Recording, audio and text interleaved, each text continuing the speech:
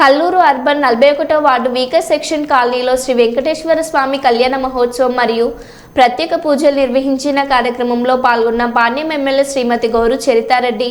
ఈ కార్యక్రమంలో నంద్యాల పార్లమెంటు మహిళా అధ్యక్షురాలు పార్వతమ్మ గారు, కల్లూరు అర్బన్ కన్వీనర్ పెరుగు పురుషోత్తం రెడ్డి గారు, ward incharge Nageswararao, cluster incharge తదితరులు పాల్గొన్నారు.